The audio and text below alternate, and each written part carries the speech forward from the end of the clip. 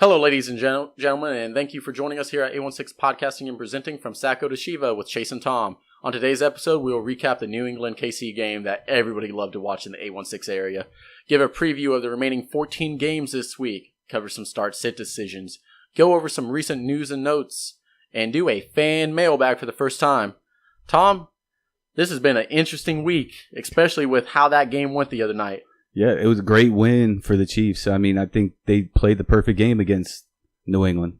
Yeah, they didn't play New England's game. They played a Kansas City game like they were in KC. And one of my favorite things about that game, every time the camera panned over the fans and all that, they all just looked there like, you got to be fucking kidding me. They were definitely quiet throughout that game. Yeah.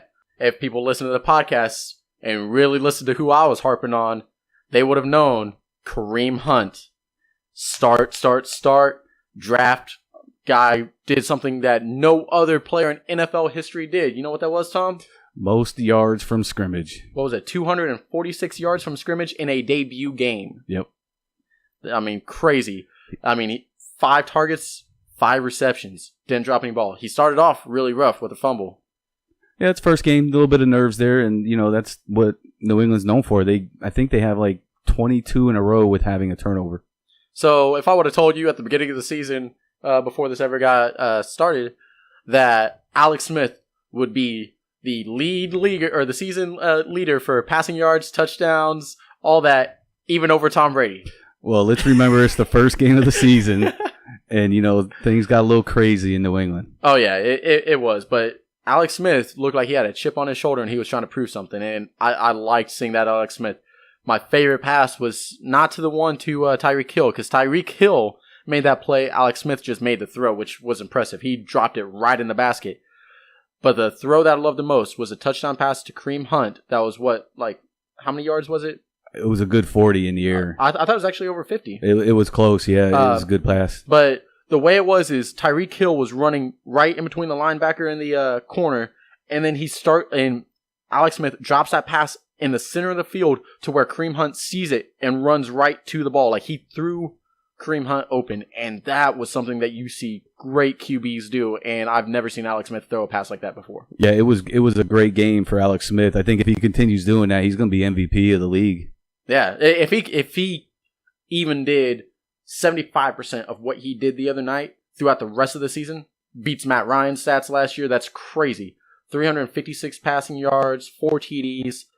I mean, he looked elite. Like, at halftime, one of my favorite little pictograms was Alex Smith had 5 incompletions for 222 yards and 2 TDs, and then 1 TD, and Tom Brady was 11 for 24 for 100 yards, and just, I mean, there's something about Kansas City that they know how to put Tom Brady in the dirt. Yeah, I think in the first half, it looked like they were feeling him out, and then Hightower, I believe, got hurt in the second half. So coming out of the third half, it didn't look like they had any pressure on Alex Smith. Middle of the third quarter, because Dante Hightower is their only pressure, and they were just keeping a 3-man or 4-man front, and they couldn't do anything. It really makes me worried about that New England defense, because people don't realize they lost a lot of people on defense because they were expecting to trade Malcolm Butler when they signed Stephen Gilmore. Yeah, they ran out of money when they signed Gilmore, so they had to make do with what they had. And they let Coney Ely go. Mm-hmm. After trading for him, it didn't look like that methodical New England defense. Yeah, and well, that's the good thing, and the bad thing is they are New England, and they will rebound to a point, but a lot of those injuries are going to start taking a toll on them because they're not as deep of a team as, say, someone like the Chiefs. Yeah, the Chiefs are very deep. There was one person on their defense, aside from Eric Berry, that I was really worried about because he was getting torched the whole game, and that was Mitchell. Yeah, Mitchell, new kid. He looked decent, especially when he was on Hogan in the second half. He had Hogan on lockdown. Yeah, he did, but he had a couple pass interference plays. He had, I think, 2 or 3 holds. He looked like he was getting beat by more intelligent football IQs than him. Well, whatever they did in the second half, they turned it up and stopped Tom Brady. Yeah, they didn't want that 28-3 mock to happen to them. The comeback. Which, kind of brings me to another thing on the other side of the ball with Tom Brady and everything. Obviously, Tom Brady and Gronk doesn't change. I mean, those people are always going to stay the same. But what takeaways did you have on the New England side of offense? On the offensive side, I still love Tom Brady, and I think having a bad defense is a good thing for a quarterback in fantasy football because they got to try and score. I mean, you got to keep the points up, and I'm not sure about the long-term running back situation there with Gillislee, White, and whoever else they want to throw in. I could see Gillislee pounding out about 15 touchdowns, and you're going to need Brady to throw 30. 40 touchdowns. They clearly were committed inside the 5-yard line to running the ball with Gillislee, just giving him the ball. And the Chiefs last year weren't that good on run defense. So I mean, maybe you chalk a little bit of that up to that. But the only time they stopped the run was with Eric Berry, and Eric Berry was all over the field. And God forbid he tore his Achilles or ruptured his Achilles, and he's gonna be out there missing a staple on that defense now. But I kind of want to see what Gillislee can do against a better run defense.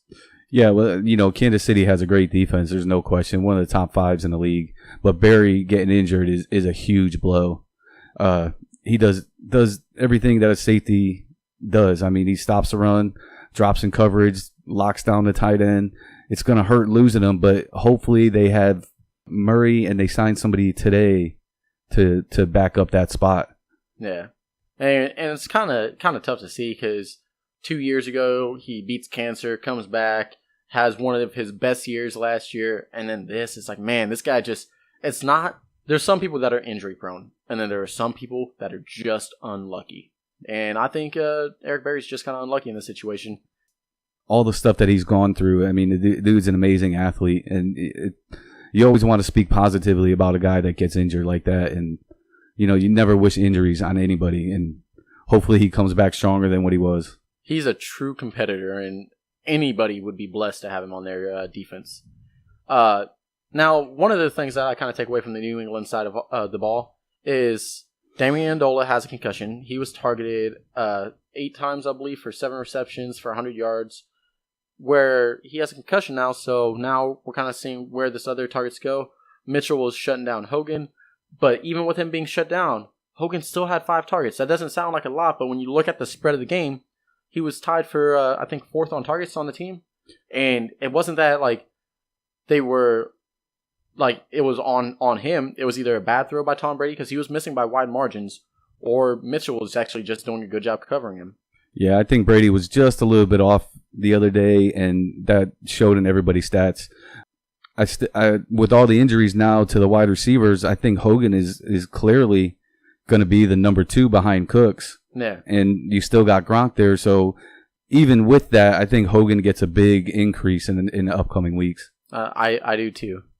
Well, I think that's probably about all we can say about the New England game with Kansas City whooping on them week 1. The only thing that I will say about Kansas City is they threw a bunch of gimmick plays at New England, and I don't think that those plays are going to work the entire season. No, I think if you notice Andy Reid, it's like he always has those gimmick plays, but you saw Dontari Poe throw a touchdown pass. You only saw that once. It worked. You saw him rush the ball, twice. It worked.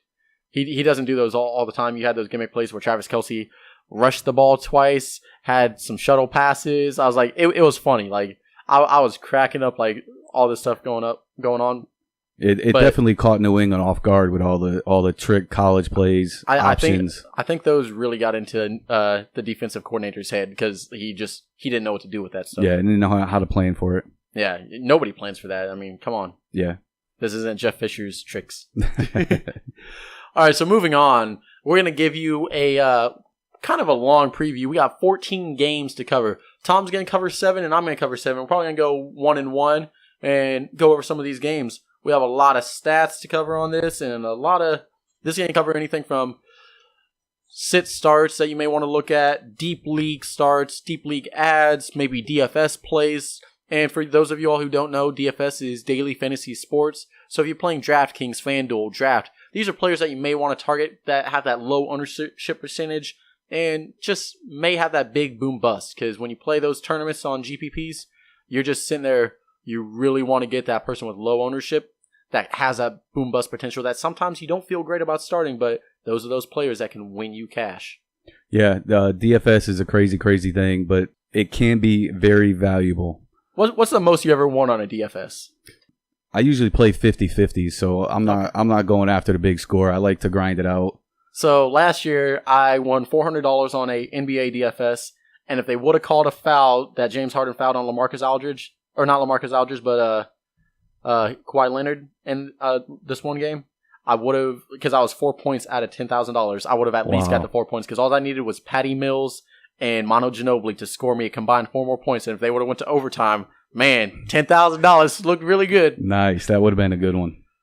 All right, so game one, who do you got? So I kind of want to start with this game just to get it out of there, and it's the Jets at Buffalo. All right. So, I mean, I'm looking at the names here, and really there's only 3, maybe 4 that I want any piece of. So we're not going to do anything with the Jets except for Powell. Bilal Powell, he's going to catch balls. That's what he's going to do. And he'll probably rush the ball a little bit. Last year, the Bills' defense gave up 3 200-yard rushing games. So I'm thinking Powell gets, at least 120 combined yards. I actually think we see a lot more of Powell than Forte because they did have Forte on the trading block. Yeah, I think Forte is, starting to hit that proverbial running back wall. Robbie Anderson is also the number 1 target in New York. So, but I'm not sold that he's going to be it. Like, I want to see something from him first. So on the Buffalo side, I'm thinking Tyrod is one of my sneaky plays. Tyrod Taylor.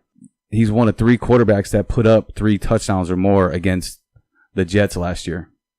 And, that kind of upside is what I want in my sleepers. I also like him in DFS plays too. Yeah, DFS. And then, of course, we always got LaShawn McCoy.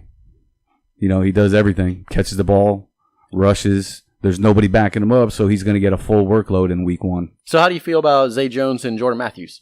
Right now, Jordan's not playing. He's still questionable. So they said he was going to play is what I last heard. And then there's another player I'm actually really intrigued by on that team is Charles Clay. Charles Clay, yeah, one of the tight ends. One of the stats that I came up with was the Jets allowed the 3rd most touchdowns to tight ends, and he makes for a great play, especially in DFS. And this is the first time in a while that Charles Clay has been healthy and had a healthy QB. Yeah, he's one of my sleepers of the week also. Zay Jones, like I said, he's there's nobody stopping him from getting targets in that, and we all know how much we like Zay Jones. All right, so I'm going to cover Pittsburgh-Cleveland as my first game, just because I'm not a big fan of this game, just because Big Ben on the road. I do have Big Ben to finish as one of my top 5 fantasy QBs this year. I'm high on him because he finally has Martavis Bryant, finally has Antonio Brown and Le'Veon Bell all on the field. And this is the first time that they've all been on the field in 3 years at the same time. And the last time, when they were all on the field, if you would have projected their stats over the season long, it was all ridiculous for every one of them. Both of them were, both Antonio Brown and Martavis Bryant were projected 1,100 yards or more. Each of them were projected 6 touchdowns or more. Le'Veon Bell was projected 1,100 rushing yards with 900 receiving yards. That year would have been ridiculous, and it would have set a different tune for Big Ben. But I only expect Big Ben to get 300 yards and a touchdown. That's kind of what I'm putting right there. Just average, not really going to win you any leagues. You're still going to start him. The matchup's too good. The last time he faced Cleveland, he didn't do well either. So it kind of has a bad taste in my mouth. A player that I'm actually loving a lot in this matchup is Corey Coleman. I think this kid's going to get a lot of targets. However, I do think Pittsburgh is going to have a surprisingly good D. They made a lot of moves to bolster their defense, but I think the game scripts, Cleveland's going to be playing from behind. Corey Coleman's going to have to get those targets. I like him in deep leagues, does wide receiver 3, flex option, DFS. This kid's he's going to get you points this week. I'm kind of lower on Crowell, though, because of the game script, with that being said. Because they're going to have to be passing the ball a lot to stay in. I'm just not seeing a lot of it. Cleveland's defense is what it is. They cut Joe Hayden. Myles Garrett has a high ankle sprain, so don't expect him to play. That's kind of where I'm at with this whole team. Do you think the negative game script on the Cleveland side, does that help or hurt Duke Johnson? I think it helps Stu Johnson because he's been lining up a lot in the slot. I think they're going to have those intermediate short passes and medium passes, maybe in the flats. And I think Duke Johnson's going to be a decent PPR option, but it's not somebody I'd probably start. I love Pittsburgh's defense in this game. Yes. In almost any format, I'm looking at Pittsburgh's defense if they're available. But the thing is, and it's just because they've committed to making that defense better this offseason. Like, that was their TJ Watt looked good. I mean, he has Watt in his name. I mean, if he's anything like his brother, everybody in that division's in trouble. Yeah, they're facing a rookie quarterback that only completed 51% of his passes in the preseason. Yeah. Give me Pittsburgh's defense. Sounds good. All right, game 2. Who do you got? I've got Baltimore at Cincinnati. On the Baltimore side, you got Joe Flacco who's just coming back from an injury. I'm not sure I want to start him in anything. You got Terrence West. I think he's the guy to go with in this offense. I could see him as a solid RB2, maybe 60 to 80 yards, touchdown. I like Mike Wallace. I think with Flacco just coming back, I think he's the only wide receiver that Flacco is going to be comfortable with because he hasn't practiced much with Macklin or Perryman because Macklin knew and Perryman's been hurt. I'm not sure about any tight end on the Baltimore side because they have bodies that they just keep throwing at the position and nobody has. What about Ben Watson? He's healthy now. Yeah, he's healthy, but he's also old. Okay. So on the Cincinnati side, everybody knows about Dalton. Andy Dalton is a solid quarterback this week. At the running back position, everybody's expecting Mixon to be the guy, but they also have Jeremy Hill and Giovanni Bernard, and I want to see how that pans out before I'm investing in any of them. I completely agree with trying to see what that backfield is going to look like after this game, and maybe this game helps define it. Yep, and then everybody knows about AJ Green. He's an elite wide receiver. He's going to get the targets, and then that second spot is up for grabs. Boyd, Ross is hurt, and then they said John Ross may actually play though. Okay, but he's still a little banged up. Yeah. So we'll see what that second spot holds. I have Eifert on a bunch of my teams, and I'm really thinking about not starting him because Baltimore is the top defense guarding the tight end, and that scares me. All right. And at the defensive side, I want Cincinnati's defense. Because I think they're going to make plays against Baltimore, and Flacco is going to be rusty coming off it. Even though they're missing Vontez Burfict and Pac-Man Jones. You took the words out of my mouth, man. I was very like, Yep. I'm actually kind of low on their defense because of that. Well, I think just with Flacco struggling, that means they're going to try and pound the ball at West, and I could see them getting behind really, really quick. I think we see them pounding the ball, tight end dump-offs, short dump-offs to Danny Woodhead, and Mike Wallace. I think those are probably going to be their biggest options in this game. Yeah, I could see that happening. I'm not going to start Joe Flacco, but I'm also not going to start Macklin. I may start Wallace in a DFS, and I'm kind of staying away from Woodhead and West because I'm kind of waiting to see how they treat that whole backfield. Yep. And I agree with you completely on the backfield of Cincinnati. Yeah. So my next game is one of my favorites. I'm going to be watching it all day, decked out in my Eagles green, bleeding with my McCoy jersey, even though he's not on the team no more. My last name is McCoy, so I always rep it. Or I could go with Brian Westbrook, but I'll probably go McCoy. On this game, the over-under is 48, so it's going to be a higher scoring game. It's not the highest. I think the highest remaining scoring game is going to be Oakland, Tennessee, and I think that's 49.5, with a 1-point spread, though, for this game. So it's going to be a close game.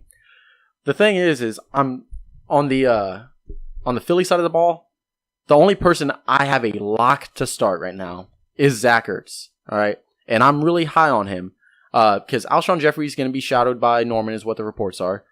I love Carson Wentz, but I don't think he's going to be a QB1 this week. I think if you're looking in deeper leagues or DFS, good option, but that's about it. But here's some stats for Zach Ertz. The last time he played against Washington, which was last year, he had 10 receptions on 13 targets for 112 yards. You're in a PPR league or a tight end bonus league? That's ridiculous. That's huge. The last 4 times he faced Washington in the past 2 years, he totaled for a total of 267 yards on 26 receptions. Twice in the past 2 years, he's had games with 10 or more receptions against him. And Lane Johnson's back. And if you look at the last 5 games with Lane Johnson back, giving Carson Wentz more time to pass, solidifying that great offensive line that they have. Like, it's one of the youngest offensive lines now, aside from Jason Peters, who's, 36 years old? He's an old guy. Last year, though, with Lane Johnson back in those final 5 games, Zach Ertz, and keep in mind Jordan Matthews was banged up, but Zach Ertz had 40 receptions, 443 yards, and 3 TDs. That's some ridiculous stats for a tight end. So I am all in on Zach Ertz. If you have him, DFS. He's super cheap on DraftKings for I think like $3,300 or $3,500. I mean, why is not everybody starting him? Like, he's probably gonna have a high ownership percentage, but you always want that safe play at tight end.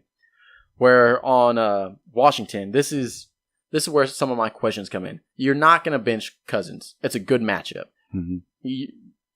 Philly is still worried about their secondary. The only people that you're gonna have to be worried about is probably Malcolm Jenkins. They have probably one of the best safety duos with Rodney McLeod and Malcolm Jenkins, but that's about it. Everything else is question marks on that secondary. They have a good defensive front, so you're not going to bench Kirk Cousins. But what worries me about Cousins is it's his first year without Jackson and Garcon. He lost Sean McVay. He's learning. He looked like he struggled in the preseason with that new offense. Yeah, so all these are question marks. Jamison Crowder has a hip injury. Mm-hmm. Jordan Reed's probably the only person I am a surefire start in this game because Jay Gruden wants that offense to run through Reed. And then the last thing is Jay Gruden has nothing good to say about Doxson. All these offensive question marks just worry me. The one guy that I could think doing something in that game would be Torrey Smith that nobody's talking about. I actually put him in a few DFS lineups too, and it's just because he has that big boom bust potential. He only had, I think, 1 pass from Carson Wentz in the preseason, but he only had 1 target, and that was a 50-yard touchdown. Yeah, I'm just saying that's what they brought him in for. Yep. They want that deep ball threat. Yeah, it's not Deshaun Jackson speed, but that's what speed do. Yep, that's the only other guy I got. All right, Game 3, what we got? Game 3, I got Atlanta at Chicago. So everybody, is starting Ryan, Julio, and Freeman. Of course. And then Hooper is a sleeper at tight end. But I actually like Tevin Coleman in this one as a flex player. Yeah, he's a good pass catching back in this matchup. Yep, and I think that if Atlanta gets up big, I think they're going to just let Coleman have the ball and do what he does and make plays. Yep. And then on the Chicago side, I don't want to touch their quarterbacks. I think Howard, if he gets 17 carries or more, I think he'll have a good day. And then one of my other sleepers is Tarek Cohen, the pass catching back for Chicago. And, if teams get behind, they want to do that little check off, throw it down, and that's what Cohen does well. The wide receivers, that's another one of those. I want to see what's going to happen. Kendall Wright, Kevin White. I want to see who takes over that position and see who the quarterback likes. And then on the Chicago side, I have no desire to start any tight end that they have right now. Yeah, I'm with you on everything you said. You nailed that whole thing on the head. I'm also looking at Atlanta's defense. Yeah, Atlanta's defense. Yeah, I could. They're good pass rush. Yeah, and they're cheap. And you got Trufant. I mean, it's not bad. Well, so this next matchup, I have a very interesting matchup that a few people are going to be talking about. But before this, and it's going to be Arizona-Detroit. Before this, we're going to get into a little bit of get to know you spiel. So, Tom, what was one of your favorite movies of all time? I could watch 300 over and over and over and over again. It's a great movie. But for me, I got to go The Departed. That's a good one, too. It's an all-star cast, man. It's a good watch. And it's not something that I'll watch over and over and over again. If I'm going that way, I'm going Guardians of the Galaxy 1. Mm-hmm. My best bad movie that I like to watch is The Last Dragon by Barry Gordon. I don't think I've seen Or Big Trouble in Little China. Oh, no, I have seen The Last Dragon. Okay, yeah. Big Trouble in Little China, underrated movie. That's a good movie. I think the best bad movie that I like to watch, man, I don't even know. Like, I like to think none of the movies I watch are bad. Yeah, I don't even know how to answer that question. So, we have another podcast that you listeners may know a little bit about, Mark Out Wrestling with Anthony Marino and Glenn Smith. Now, they do a good job on this, and they cover wrestling. I'm not a big wrestling fan, but we've all watched it. what's one of your favorite all-time wrestlers? I am an Ultimate Warrior fan. Like, I will sit there and watch all the old school stuff that he does. His interviews are amazing. The enthusiasm and fire that this guy had when he was a wrestler is amazing. Now, see, for me, growing up, there was 2 wrestlers for me that I just loved to watch all the time. You got the Brahma Bull, The Rock, but I think my all-time favorite, Stone Cold Steve Austin. Like, I don't know what it was about him, but man. Got you going. Yeah, I just loved it. I was like, hell yeah. Austin 316 all day. Yep. All right, so we're going to get back into this little preview. So for the 6th game we're covering, it's going to be Arizona versus Detroit. This is another high-scoring game, supposedly from Vegas, with a 48 over-under. This game, I think, is going to be kind of what it is on paper. You're expecting David Johnson to do good. You're going to start him. You're not benching him. Carson Palmer is a great option if you kind of got burnt by that Miami-Tampa Bay game. God help everybody that's down there in Florida. It looks bad. Please stay safe if you're down there and take care of yourself. If you can get out now, or you should have been getting out before, actually. But just stay safe. Keep in mind, we don't want anybody to be harmed. This game is minuscule to people's lives. Mm-hmm. So we're more worried about that. But you're going to start. Carson Palmer is a good option if you had Winston. Or maybe you drafted Phillip Rivers and you don't like that matchup against Denver. I like Carson Palmer as a good option there too. Like, it's a great streamer. And his first couple weeks are just good opportunity games for him. Larry Fitzgerald is going to be playing most of the game in the slot, so he's going to be staying away from Darius Slay Jr. So I like Larry Fitzgerald in this. He thrives in this slot. He's a good red zone option. He's not going to blow up for something ridiculous, but I think he could have like 6-7 receptions and maybe like probably 50, maybe 60 yards and a touchdown. Like, I mean, that's decent all the way across for any PPR matchup. Yeah, he's that solid veteran that's always in the game, always going to get his catches, and always going to get targets. And he stays healthy. Like, man, God, he's a trooper. He loves to go long. Bridgestone commercial if y'all didn't catch that. Another thing that I like about this matchup, I mean, you got John Brown for a flex option, but I like J.J. Nelson in DFS. Like, that he's a good sleeper. He's a good boom bust candidate that you want in those GPPs. Now, on the other side of the ball, there's only about one person I'm looking at. I mean, if you have Matt Stafford, maybe you start Carson Palmer in this matchup. So maybe you pick up Carson Palmer to flex in. Pivot off of Stafford to get onto the other side. Which isn't a bad idea, but I don't think Stafford's going to do terrible. I just don't think he's going to do great. I think Riddick's probably going to be their best receiving option, clearly. Mm-hmm. He's going to show the most impact. I don't see Theo Riddick doing much because he's coming off 2 wrist surgeries. He's been very limited in practices, only played in the 3rd preseason game, and it was very limited in that. You didn't see much. Somebody that I think is a good DFS option, if you have a tough matchup, Amir Abdullah. This guy is going to do great this week. And yeah, I know Arizona has that defense. Keep in mind, these are notes that people don't pay attention to. They lost Calais Campbell. He's a great run stopper. They have injuries to the linebacking core. So all this is pointing Amir Abdullah up. I think he can be a mid to high RB2 this week. And I will stand behind that. I think you're probably looking at 15 total carries, maybe 3 or 4 passes, and so maybe a total of 18 to 19 touches. And I'm thinking probably a total of like 95 to 110 yards combined, and maybe 1 TD, which that's RB2. Yeah, and Amir Abdullah is one of my targets in early drafts that I did. I like his position in the running back area. I think that Riddick does get hurt more than people think, and hopefully that opens it up for Amir more. Yeah, I do. I think he's very talented. Didn't he come from Nebraska? Yep. The kid, I wanted the Eagles to get him that year, and man, they went elsewhere. Chip Kelly, sore subject. All right, so Game 7, who do we got? I got Jacksonville at Houston. This is another dog game, and I don't think anybody should be watching this football game. But anyway, I'm not going to start Bortles. I'm going to start Fournette because I drafted him in one of the top 4 rounds, and I'm always going to start those guys. My top 4 guys are always going to start for my team. Yeah, you sold me on Fournette. I spent a lot at our listener league on him. So you better not burn me, Tom. And he's going to get volume. I mean, he's going to get the carries because they're going to be their plan. They want to get him the ball. Allen Robinson as a wide receiver is another guy that I've got penciled in as a wide receiver too.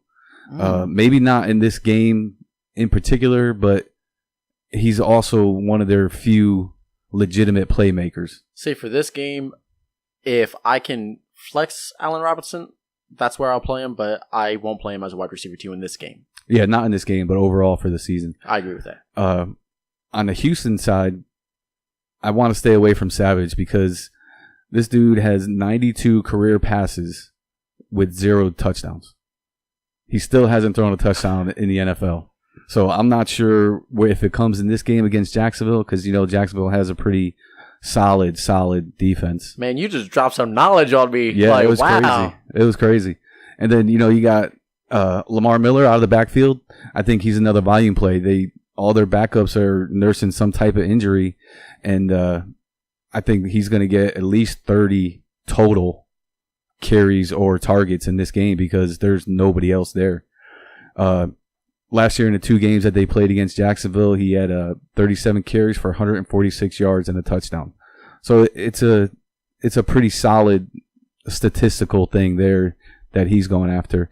And then, you got DeAndre Hopkins. He's a star wide receiver. And Nuke, man. Usually those types of players are going to make plays and get their numbers. So I would start Hopkins. I think Hopkins is a must start. You drafted him to be a wide receiver, like low end wide receiver 1, high end 2. That's another one of the top 4 round guys that I'm going to start. And one thing I like about Hopkins is he endorsed Tom Savage via social media that he's like, Tom Savage is my guy. Yeah, that's who he wanted to be the starter. And that makes a quarterback happy, and happy quarterbacks throw to you. So that's why I'm on. Now, don't get me wrong. I think Deshaun Watson will be the starter by the end of the year. I think that kid is more talented than any of those other players, any of the other probably young QBs except for Patrick Mahomes and Mitchell Trubisky. Just because that kid, if you watched him in that national championship game, he showed such good poise in that game. He led that team, and that's what you want is a leader. I would rather have a leader over an athlete.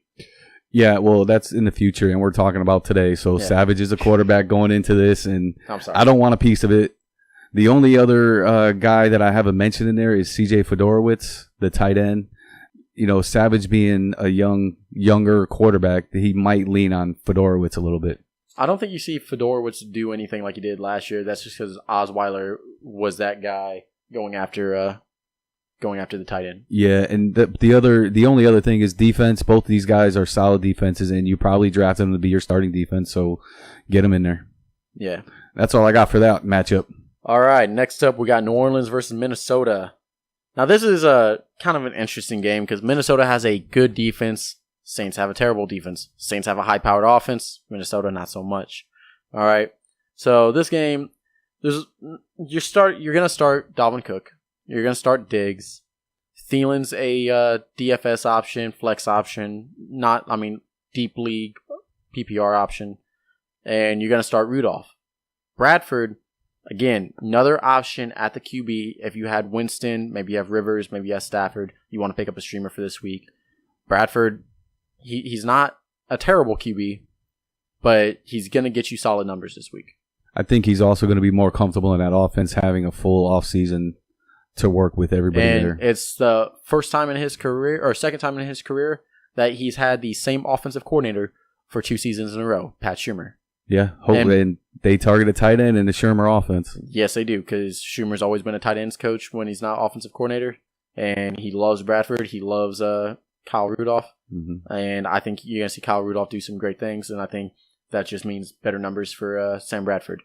And keep in mind, Sam Bradford doesn't look sexy, but he did throw the highest completion percentage in passes last year in NFL history at, I think, 72%. Yeah, he was up there. It was crazy. But there's actually a deeper league, or like maybe you have tight end troubles this week. I'm looking at Coby Fleener, because Coby Fleener had his best games when Willie Snead was out last year. In fact, the one game that Willie Snead was out was 7 receptions, 109 yards, and a touchdown. Now, Minnesota, yeah, they have a good defense. The middle of the road, though, for tight ends. So, again, maybe you see Fleener getting a uptake in targets. He's actually had a full season to learn this offense, start building a rapport with Drew Brees. Drew Brees likes his tight ends. He likes to spread the ball around, so maybe DFS option, deep league, maybe tight end troubles. I would start Fleener. But I'm kind of staying away from New Orleans backfield on this because I want to see some clarity. I don't know what it's going to look like. I've always liked Mark Ingram, but Sean Payton never does. They brought in Adrian Peterson, brought in Alvin Kamara. The person I'm highest on in that backfield actually is Alvin Kamara, but other than that, I'm kind of staying away from this backfield. Yeah, I've picked up Alvin Kamara in a couple leagues just to keep him and see what happens there. Yeah. All right, who do you got for game number, 9? Yeah, we're getting up there. So this is my game. Seattle at Green Bay. I will be wearing a Brett Favre number 4 jersey tomorrow. And in this game, we've got stud players all over the place. We got Russell Wilson. We've got Doug Baldwin. We got Jimmy Graham. We got Aaron Rodgers. We got Jordy Nelson. All these guys are all guys that you're going to start no matter what. I mean, that's just the way that this is designed. And like I've been saying, those top 4 rounds that I drafted somebody in, I'm always starting those guys. And everybody who I just mentioned, those are top 4 round guys. So I'm just going to skip over them. And I'm going to go to people like Eddie Lacy, Thomas Rawls, CJ Prozise. Yep. I mean, Lacy and Rawls are very similar in their style of run. So I believe Rawls is still a little bit questionable. Yes. So I want to make sure that he's okay. And I want to see what they do behind this offensive line. It's not a great offensive line, but I want to see what they do first.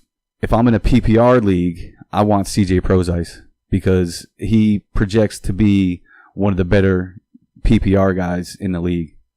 So I'm putting him on my bench, but I'm keeping an eye on him. Let me ask you a quick question. Darren Sproles or CJ Prozise? I mean, I think Sproles has his position locked up, so I would go Sproles on that side. But I have a sleeper on the Seattle side, and that's Richardson. You sold me on him, too.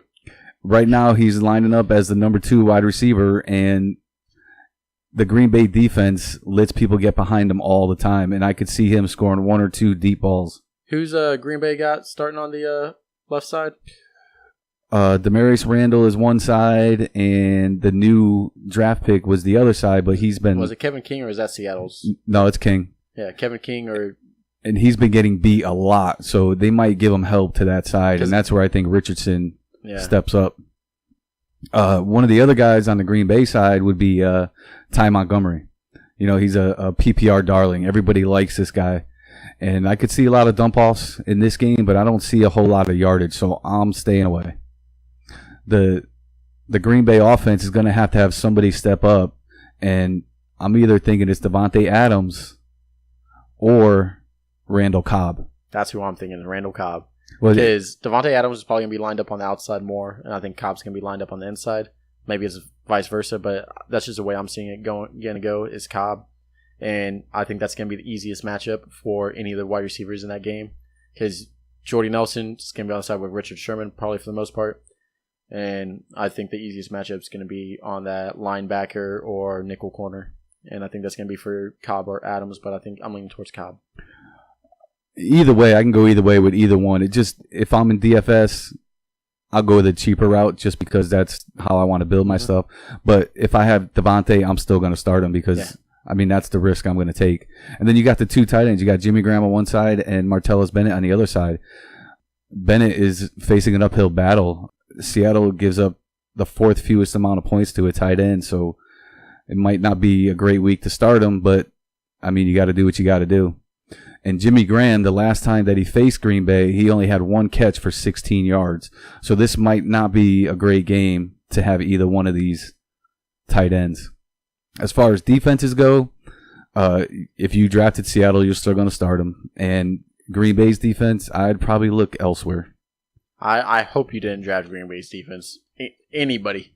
If you did, this is why you need to listen to this podcast, guys. Don't draft bad defenses. No point. All right, so next up we got Indianapolis, LA Rams. All right, I'm kind of excited about this game. There's a lot of intrigue for me and interest going into this. But I will say this. If you have the option, do not, I repeat, do not start anybody from Indianapolis. Like, I'm including T.Y. Hilton. If you have the option and you can bench him for someone that has a better matchup or just a better QB, start that person over T.Y. But all my intrigue goes to the Rams. I'm looking at Goff and DFS, Cooper Kupp in deep leagues or DFS. I'm really intrigued by those. Maybe you got burnt from the Miami Tampa Bay misfortune and you need to start a wide receiver. Maybe you don't have Mike Evans. Maybe you lost out on Jarvis Landry, Devontae Parker. You're in a deep league. You need somebody to start. I think Cooper Kupp's going to get a lot of targets, a lot of receptions. He seems to be the security blanket for Goff in the preseason. I love it. I'm not really looking towards Sammy Watkins, especially in DFS. They have a higher price tag on him. He didn't have a full offseason with them, so it kind of raises some question marks. I want to see how that plays out. You're starting Gurley, clearly. Gurley's going to be an animal in this game. Like, I'll say right now, I think Gurley's probably going to have 120 yards, 1 TD, 4 receptions, 30 yards. That's a huge bounce back for him because he's struggled all last year. Yeah. Well, this is the first time he has the best offensive line in front of him that he's had. And he finally has some people that can take the top off the defense and keep the pressure off of the box. Yeah, I like them too. Gurley especially. I think he'll be a focal point of that offense. Yeah. Bring the safeties up, and then hopefully they hit 1 or 2 with Watkins. Yeah, maybe you see Tavon Austin in a DFS play. Mm-hmm. But I think if Goff does decent play, all he needs to do is decent. Gurley has a great day. But if Goff has a Goffle day, like Colin Cowherd said, that's going to be a rough day for everybody on the offense. Now, if you have the Rams D, I don't care that Aaron Donald's not playing, or it doesn't look like he's playing. He ended his holdout today, so that's good for them. I support why he was actually holding out. He had the most reason of anybody to hold out this whole offseason to hold out, and I support him for it. But start the Rams D. You start. Don't worry about anything with Indianapolis. They're not doing anything. Like, they're going to be awful on the offensive side of the ball. Yeah, Tolzien, I think, is going to struggle, and that's been his calling card throughout his career. He's not a real good quarterback. All right, Tolzien, over under 200 yards, 2 interceptions. I'll take under yards. I'll take 2 interceptions. Okay. I'll probably go under the 200, and I'll take the 2 interceptions. I think 0 TDs. Yeah, he's not a good quarterback, but it's what they have there, so that's what they got to roll out with. All right. Who do you got for the next game? My next one is New York Giants against Dallas Cowboys. Now, see, I almost wanted to snake this one from you, but I feel like I was being too biased to that division. I was like, I would have had that whole division. Listen, we did our draft. You could have taken whoever you wanted to. I don't care. Oh, I know, but I just didn't want to have the whole division. So in this game, we got a 48 over under. Yep. Which is a pretty fair number. It's not a huge one. It's not a bad one. On the Giants side, Eli averages 200 yards and 2 touchdowns with 1 interception against Dallas in his career. And that is okay. Nothing great. But the person that I like the most in this is Paul Perkins. Interesting. I think Paul Perkins is going to be the volume back and also the pass catching back there because Vereen has shown that he's not very capable, a little bit of injury prone, goes down real easy, and I don't think that anybody else is ready to step up in that backfield. Now, we also have Odell, and we're not sure he's going to play in this game. He's still questionable, and the latest videos have him just dancing and hopping around, not doing any cuts or any sprinting yet. So that's one to keep an eye on. Now I have a question for you. Do you think that Odell starts but as a decoy? No, I think that the reports that I heard today was a high ankle sprain. So if it's a high ankle sprain, they want to give him as much time as possible for that to heal. All right. That will, if Odell's out, that bumps up Marshall and Sterling Shepard because they're going to be the 1-2 guys. Now, I like Sterling Shepard just because he's going to be cheaper in DFS. Yes. And if he's the number 2, he's still going to get targeted. If he gets near the end zone, he might score a touchdown, which, increases his value. Now, the tight end, my favorite, Evan Ingram. Dallas is the absolute worst at covering the tight end. They haven't been able to do it in the last 3 or 4 years, and every year somebody eats them up. So I could see Ingram going over 100 yards on him easily. Oh, yeah. I'm excited for Evan Ingram in this game. Like, I have him, I think, in 3 or 4 DFS plays in DraftKings. Yeah, he's been one of my targets in all the drafts that I'm in, whether it's a PPR, regular. He's a backup most of the time on my teams, but he's one of my favorites.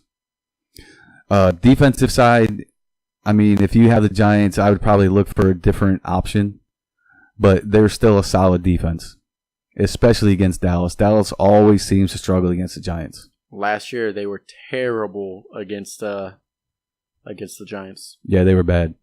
So I'm looking for a small improvement from Dak. I think that he's gotten used to the league. He understands now what the Giants are going to try and do to him. He's got a full season with Dez Bryant and Cole Beasley and Jason Witten. He understands what those guys are going to do on every given play. So I'm still going to say that he struggles, but it's not going to be as bad as we've seen in the past. Who's some people you would start over Dak Prescott? I'd go Bradford. I'd go Goff. Ooh, Goff. I would. Love it. I would. I like Goff this week. Bradford, Goff, Palmer. I'm trying to think. So you're pretty low on Dak this week. Yeah, if I had another option, I would go a different way. Okay. Bradford or Stafford? Or not Stafford or Dak? I'd probably go Stafford just because I know that he's going to throw the ball. Okay. And sorry, I felt like that was probably the line. Yeah, it's right there. Matchup and, yeah. It's right there.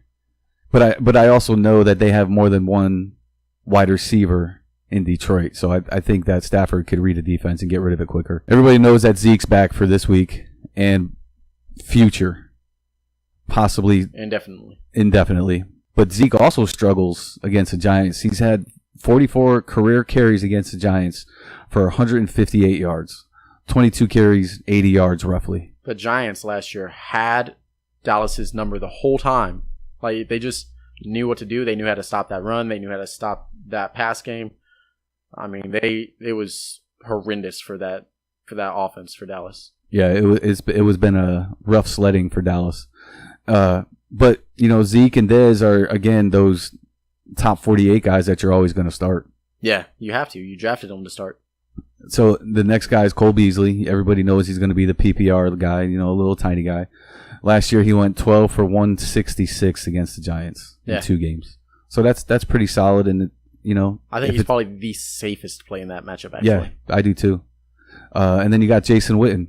He's that old reliable veteran that's always going to be there. Now Jason Witten always has the Giants numbers for some reason. Yeah. So I'm kind of intrigued about that. Like, that's one person that maybe you're like looking at a tough tight end decision. Jason Witten does really well against the Giants for some reason. He averages 6 receptions for 52 yards against the Giants. It's not bad. That's 11 points in the tight end spot, which is a tough spot. Yeah, in PPR, that's gold. That's what you look for. You got to get over 10 points from your tight end. Mm-hmm. And I'm staying away from Dallas's defense in this game. I just don't think there's any playmakers there anymore. I think everybody's hurt or got shipped off. I think and you can put me on paper now for saying this, Dallas's defense is going to be a bottom 10 defense this year. Yeah, I agree. I don't think they have no too secondary, much stuff. Yeah. And yeah, it's just kind of rough all over. All right. So, what are some of your favorite shows growing up or favorite shows now? Like, what's your favorite TV show? I always look forward to Game of Thrones, Walking Dead, and Monday Night Football. Fair enough. I have to go right there with you. Walking Dead, Game of Thrones. It's just phenomenal. I think one of my other favorite shows that if you haven't watched, you need to watch because Barry dropped season 2, which they might need to take a week off football so I don't miss any football games for this. But that's Stranger Things. Man, that show is so good. If you haven't watched it, watch it. I haven't watched it yet, but it's definitely on my list. Man, it's like I was being told by people for multiple weeks after it came out. I think almost a month and a half, like 6 weeks, and I was just like reluctant to watch. I was like, man, I don't like movies that are shot like in a 70s, 80s type era, just like these weird eras. Like I'm just not interested in it. Mm-hmm. Watched the first episode. I worked at that day. I was working at Ford, and I was working at I had to be up at 4:30 in the morning. I got done watching that show at 3:30. Oh my god! I started at I think it was 10 or 11 o'clock at night. I watched the whole season. It was that good, and I was just like, man, there's spots that kind of make you jump, but you're just like, wow, this is a really intriguing show. And the best person in that show, who killed their role, it was a secondary actor or whatever, co-star, Winona Ryder. She killed that character because I came from a broken home growing up and all that stuff. My mom was an alcoholic addict. Nobody, if my mom had anything to say, they just kind of tossed it aside because everybody thought she was crazy. Which, yeah, my mom was crazy. Nothing about it. But for some reason, Winona Ryder reminded me, mannerisms, just her costume, her hair, whole 9 yards, reminded me of my mom growing up. And I was just like, man, that's crazy. And I love that show. That's one I haven't watched yet, but I'm pretty sure it's on my queue in Netflix. All right, so next up, I got Oakland, Tennessee. Now, this one is going to be high scoring, very high scoring. I don't care what anybody says. It's going to be a pass-happy game. It's going to be a run-happy game. You're going to see it all in this matchup, and it's going to be great. If you have any of these players in this matchup, you're starting them. You're starting Amari Cooper. You're starting Michael Crabtree. You're starting Derek Carr, Mariota, Murray. I don't care. Delaney Walker, you're starting them all. Now, I want to tell you some of the people that you may not look to start that are going to be deep league plays. But I really like Rashard Matthews. I think he leads fantasy points on the pass-catching side of the ball next to Delaney Walker, even over Decker. If Davis plays over Davis, I think Rashard Matthews, at least in the wide receiver spot, is the highest scoring fantasy option on this team. Yeah, he's an underrated wide receiver for that team. I think he's one of the guys that has some good chemistry with Mariota. Oh, undoubtedly. And it's the second season with it. And if you look at him last year, near the end of the year, when they finally gave him that wide receiver one role, they finally just solidified it, you saw an uptick on him. You saw he was more consistent, and it was just he was becoming a safer play. And I think he's going to outscore Decker, Corey Davis, and don't worry about Derrick Henry. It's going to be DeMarco Murray. You're going to see more involvement from Derrick Henry, I imagine. But it's still DeMarco Murray's backfield right now. And then other than that, there's not a whole lot you can say except for start across the board for this whole matchup. There's no questions that you can ask that's not going to wind up in a start. Yeah, that's one of those things where you look at the Vegas over-under and believe it, that it's going to be a high-scoring game. The one person I have a question mark next to is, or not one person, but one position, is the Oakland backfield. They said, I've heard reports it's going to be Marshawn Lynch. I heard reports he's going to be on a snap count type thing. I've heard reports that it's going to be by committee. Washington didn't look bad. I think it's going to be a combination of both of them. I think the only thing that Lynch has is that red zone. Yeah, and that's an important role to have too, because their offensive line is so good that anytime they get within that 10-yard line, they're going to probably look to go to Marshawn Lynch. Yep. All right, next up. Okay, this is my last game, I believe. Yes, sir. I've got the Chargers at Denver. Now, in this game, I could see a defensive struggle. On the Charger side, you got Phillip Rivers, and he averages 221 yards against Denver with 5 touchdowns and 5 interceptions in his last 5 games, I believe, against them. Everybody's going to start Melvin Gordon. He's one of those top 48 guys again. And even though it's a tough matchup, you're still going to go with him. Keenan Allen, same thing. He's one of those guys that you drafted in possibly the 48, and you're still going to start him. He is going to face off against those cornerbacks, and those are tough guys in Denver. Tyrell Williams, he's got a groin problem. So I don't know if they focus on getting Keenan Allen the ball more or trying to hit Tyrell. But I think the tight ends are the key to this game for San Diego. Gates wants to get that touchdown record, so I think they're going to move it to him when they get inside the 20, where I think Henry is going to be that guy that's going to work from 20 to 20. He's going to be that the deep pass catch tight end kind of guy. I actually like the Chargers defense in this game with Bosa, Ingram, Verrett, and Hayward. I think those guys are a pretty solid core. I love Bosa. And I think going against Simeon, they're actually a good start. Now, I have a question for you. And it's a tough matchup no matter where you line up against the Denver defense. But Keenan Allen, I see him moving everywhere on that defense, and I think you could see a lot of action with him inside the slot. But my question is he's still facing Ruby, who's not bad. Yeah, any of these corners for Denver is a good, solid cornerback. So, it's still one of those things where you have to play him no matter what, because he's going to be a focal point of the offense. Between him and Gordon, I think you're going to have to score with those guys. How do you feel about C.J. Anderson? That was my next point. Oh, sorry. I got C.J. Anderson as a low-end number 2 in this game. I think he's going to get about 70% of the carries, sprinkled in with a little bit of Jamal Charles. Give him a break, catch a couple balls. But I love C.J. Anderson for the season. I think that Denver is going to be committed to running the ball, and at any point I could see him getting 30 carries in a game. So that brings me to the wide receivers for Denver, Demaryius Thomas and Emmanuel Sanders. Everybody knows Demaryius Thomas is probably one of those 48 guys or close to it, so I'm starting him. Yep. I don't care if he's going against Verrett. Any little play, any mishap by Verrett, and Demaryius Thomas is wide open and gets a touchdown. And that could happen in any matchup. So that's why I'm always going to start those top 48 guys no matter what. And Emmanuel Sanders is probably just as dangerous as Demaryius Thomas is. The only problem I have is Simeon. I'm not sure that he's a quality quarterback yet. I still want to see some things from him before I get on board. And Denver is one of those defenses that you drafted really early, so you're going to start them no matter what. One of the strange things about their defense, last year they had 0 wide receivers go over 98 yards against them. So if you're in one of those 100-yard bonus leagues, be careful of Keenan Allen and Tyrell Williams. Now I have a question for you. San Francisco's defense or Denver's defense? Not San Francisco, Carolina's defense. I apologize. This is a trick question because I actually like San Francisco. But anyway, I will take the Denver defense. Okay. I think San Francisco is one of those sleeper teams where nobody thinks of the players that they have as being good. And I think they actually beat Carolina this week. My hot take. Interesting. I like it. Hot takes. Man, he's been dropping knowledge all day. So for the last game, we got Carolina, San Francisco. Now, this game, my tune on this game has changed a few times, and it's because injury reports, Cam Newton's still having shoulder issues, so I'm kind of worried.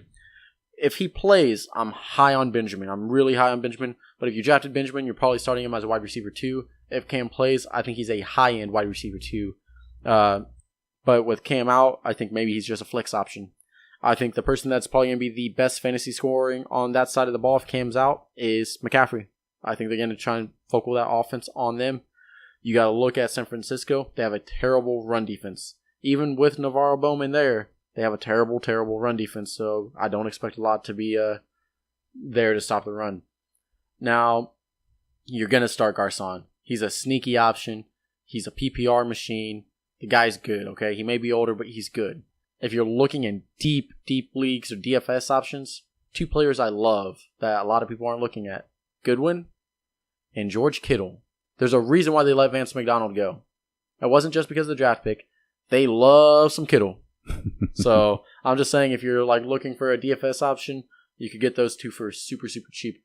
But if Cam plays, Benjamin, Olsen obviously are already starters, but they move way higher for me.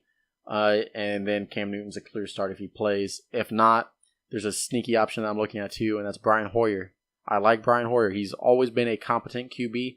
I liked him when he was with Houston until they benched him after one game. Not even a game. It was one quarter. Yeah, it was a bad quarter. But it was against the Chiefs. The Chiefs had benched Tom Brady too. Mm-hmm. I mean, yeah. So don't take it personal. Start Hoyer. He was better than Savage. So, but I actually like Hoyer in DFS or maybe Superflex 2 QB league, or if you have no other options on the waiver wire and you drafted only Jameis Winston, go Brian Hoyer. So who is the offensive coordinator in San Francisco, or the head coach? Shanahan. Shanahan from Redskins. Yeah. So and he's he's from Atlanta, and he's responsible for getting Garcon, but he's also responsible for Freeman breaking out last year, and he's responsible for Tevin Coleman breaking out last year, and Matt Ryan having his best season. So I actually like the running backs in San Francisco this year. Yeah. Carlos Hyde and Matt Breida. There's one other player that I'm actually starting in a few DFS leagues. Kyle Juszczyk. Man, I think that kid's going to have a lot of passes this game. The fullback. Yeah. Fullback, tight end, wide receiver. I don't know what they've lined him up all over. Yeah. Utility player. Yeah. I mean, and the kid, he's good at catching the ball. Yep. So I made a quick list of sleepers and people who I think are going to struggle this week. Yeah. So, and just from the games that Duds and studs? Pretty much. But it's just from the games that I covered. So, my quarterback was Tyrod.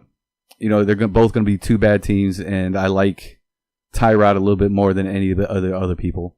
My next one is Tevin Coleman at the running back position. I mean, we went over that pretty much. I think if they get up a lot on Chicago, they're going to start feeding Coleman the ball. Then it's Tarek Cohen, the PPR back in Chicago, same game, just a little bit of a different role. And then I've got Paul Richardson in Seattle, the deep threat, going against Green Bay's sketchy secondary, even though I'm a fan. My second wide receiver was Sterling Shepard of New York Giants. He's one of the few healthy guys there. So I think he has a big game. And then I got 3 tight ends. Evan Ingram, Kevin Witten, Charles Clay. Kevin Witten? Yeah, Jason Witten. I was like, man, dropping more knowledge on me? Jason Witten. I feel a little unprepared because I didn't do studs and duds for my games, but I can give them, I've kind of covered a few of them over the course of my spiels. I think probably one of my biggest duds at the QB position, I think, is Kirk Cousins. I think a lot of people aren't going to see that. I wouldn't expect Drew Brees to have a Drew Brees-like game. I'm not saying he's going to be a dud. I'm just saying he would receive a couple votes. I think some great studs at the QB position, Derek Carr, Marcus Mariota. Those guys are going to do great things. I think another person that could get a couple votes is Carson Palmer. I think that's a good option. Maybe Sam Bradford. Not saying they're going to be studs, saying they're going to do better than what you expect. Wide receivers, I would look at. I like Martavis Bryant. I think he's a sleeper. Not so much a sleeper. I mean, people are going to start him as a wide receiver too, but I think he can be a stud this week. And then I also like Adam Thielen as a deep sleeper and Stefon Diggs. I like both of them. Then clearly everybody else is going to be studs that you're going to think of, except for maybe Pierre Garçon. I think that's a good sleeper as well. Running back, I will say Amir Abdullah is going to be a stud this week. If I'm wrong, I'm wrong. But I'll tell you, I think Crowell is going to be a dud. I think Blount's going to be a dud. I think the Washington backfield is going to be a dud. I think Cook's going to be a stud, though. I'll give you Cook. Then on tight ends, Reed's going to be a stud. I like me some Olsen, obviously. I like me some Walker. And I like me some Fleener. I think Fleener is a nice little sleeper. And then I think the biggest stud's probably going to be Kyle Rudolph. And I think that's about it. So I'll run down my duds real quick. Quarterbacks, Bortles, Savage. I don't want anything to do with that game. My other running back duds are Fournette and Miller, even though you most likely have to start them. My wide receivers are Dez and Jordy. I think they both struggle. And then the tight end that I think is going to be a dud is Eifert. Baltimore's just too good against the tight ends. All right. So moving on. Let's learn a little bit more about Tom and myself. What do we got?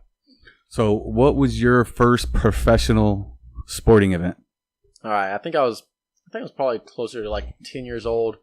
We had just won the district championship in basketball for our school. And this is, you got grade school stuff. But, it was important to us. And our coach told us that if we won, he would take us to a MU game. And we went. We won. Of course we did. I was on the team. God, come on. What can I say? So, anyways, we go to the game, and everybody's rooting for MU. So I'm just like, I don't watch college sports. Go KU. KU destroyed them. My best friend, who's like no longer with us, was there, and he was rooting for MU. And he and I on the court together when we were kids, we just killed everybody. We were the duo. He was point guard, I was shooting guard, and we just destroyed everybody. And it was just one of those things. I love that game, and it was a fun experience. See, what about you? My first professional game that I ever went to was a New Haven Nighthawks game. The Nighthawks were a minor league hockey team in New Haven at a small arena, and we went with the Shelton Derby Boys Club we used to belong to, and there was probably about 55 of us and a bunch of counselors, and it was an amazing thing to watch, and I loved every minute of it. To this day, I would still rather be at a hockey game than watch it at home. Oh, okay. I thought you were going to say that and be at a football game. I was like, whoa. No. My first professional football game, I was in college, and it was New York Jets versus the Oakland Raiders. Okay. My first football game was actually Cleveland Browns versus the Chiefs when Cleveland Browns still had Josh Gordon. Nice. So that was a while ago, but the Chiefs won and all that. But my favorite football game I was at was Philadelphia Eagles versus Atlanta Falcons. First time seeing an Eagles game live. And we watched them last year in Philly, and we destroyed them. Like, nobody expected Philly to win against the Falcons, and I think Taylor Gabriel was the only person with a touchdown, and he had like a 70-yard receiving touchdown. But other than that, there was no touchdowns. I think we won like 30-10 or something like that. Like, we had their number the whole game. It was great. I think I've seen 2 Packers games, and they were both at Kansas City. Yeah. One was a preseason game, one was a regular season game. We're talking about going next week for a Kansas City game because the Eagles come here. I am taking my girlfriend Danielle to her first Chiefs game on Monday night against Washington here. Okay. So that'll probably be the first game I go to. I like it. All right, so moving on. We got some mailbag questions, some start sits. So from Adam Rice, one of our friends, former coworkers for Tom. He sent us a comment on Facebook asking Paul Perkins or Zay Jones as a flex in a PPR format. Now, I thought Tom and I were going to differ, and we discussed this a little bit before the show, but surprisingly, we're both on the same page because I know he's a Zay Jones lover, but I love me some Paul Perkins this week. Yeah, I think Paul Perkins is the pick here, and the reason being is I think he takes over the pass catching duties from Shane Vereen. And now, he's going to get the running back carry, so... I completely agree with that. Yeah, you didn't see anything great from Paul Perkins in preseason, but preseason doesn't dictate everything. LeGarrette Blount sucked in preseason, struggled. But you got to imagine, every play that he was on, it was actually a blitz. So, I mean, that's going to be rough. But Paul Perkins, the game script, everything says that New York should be up, except for Odell being out. That they should be beating them via pass. So you're going to want to control the ball, keep the ball out of Zeke's hands, and you're going to run it. You're going to score. That defense on Dallas is going to be rough. So I'll just run the ball and short passes. Yep. Thanks for listening, Adam Rice. Paul Perkins is the pick. Yes. All right. Now we have the birthday boy, Frank Zimmel. Now he's asking a question for a half-point PPR league. Zay Jones or Ted Ginn Jr.? Now, I think we may jump the other way on this one. Yeah, this is Zay Jones, and I think it's just because he's going to get more targets, going to be more involved in that offense than Teddy Ginn will be. And he has a better matchup. I mean, come on. You got Ted Ginn. He's a boom-bust candidate, again, if you're looking at DFS, but you're talking about half-point PPR. Zay Jones is the only person that had a full offseason on that wide receiving core for Tyrod Taylor. So I'm looking at Jones the whole way. Speaking of birthdays, I just want to wish Chad Smith, the commissioner, a happy birthday because it's his birthday also. Happy birthday, Chad. I want to thank him for helping us out at the auction when we did it here the other day. Agreed. Now, our last start sit question, I'm not sure who this came from, but it was sent in. We can find that information later. Eric Decker or Mike Wallace? Now, I already have my answer, Tom. Who do you got?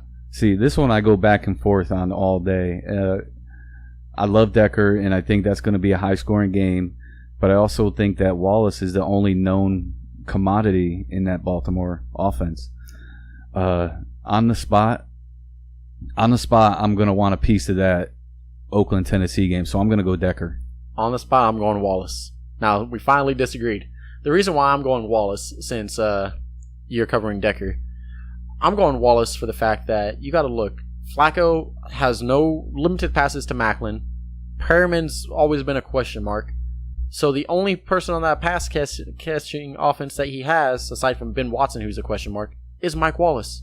I'm not saying he's going to have a great game, but I'm saying Vontaze Burfict not being there and Pac-Man Jones being out, I think the arrow points up on Mike Wallace. I mean, I'm still, even with that argument, I'm still taking Decker. That's fair enough. All right, guys. Chase and Tom had some technical difficulties and weren't able to finish the podcast. They were almost done. Make sure you follow us on Facebook, Twitter, and YouTube at 816 Podcasting. We are now on SoundCloud and still working towards Stitcher. Make sure you follow Glenn and Anthony at Markout Wrestling. And as always, make sure to comment, share, and subscribe.